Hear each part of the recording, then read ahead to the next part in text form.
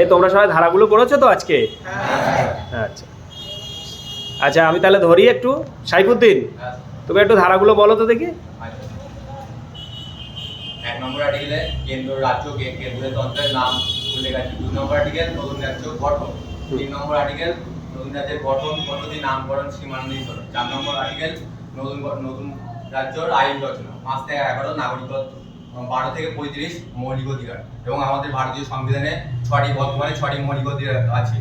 প্রথম মৌলিক অধিকার সাম্যের অধিকার, 14 থেকে 18 নম্বর আর্টিকেল। দ্বিতীয় নম্বর মৌলিক অধিকার স্বাধীনতার অধিকার, 19 থেকে 22 নম্বর আর্টিকেল। তৃতীয় নম্বর 3 হচ্ছে শোষণের বিরুদ্ধে অধিকার, 22 থেকে 23 নম্বর আর্টিকেল। 4 হচ্ছে ধর্মীয় স্বাধীনতার অধিকার, 25 থেকে 28 নম্বর আর্টিকেল। পঞ্চম হচ্ছে সাংস্কৃতিক ও শিক্ষা বিষয়ক অধিকার, 29 থেকে 30 নম্বর আর্টিকেল।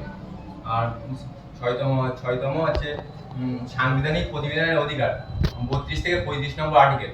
14 নম্বর আর্টিকেলে আছে আইনের চোখে সবাই সমান সুযোগ অধিকার এবং সাম্যের অধিকার। 15 নম্বর আর্টিকেলে মহিলা, শিশু এবং মহিলাদের জন্য যানবাহনের সিট সংরক্ষণ। 16 নম্বর আর্টিকেলে আছে সরকারি চাকরির ক্ষেত্রে সবাই সমান সুযোগ অধিকার। 17 নম্বর আর্টিকেলে আছে অস্পৃশ্য দূরীকরণ। এটি আমাদের ভারতীয় সংবিধানে 1955 সালে আইনের মাধ্যমে আমাদের ভারতীয় সংবিধানে অন্তর্ভুক্ত হয়েছিল।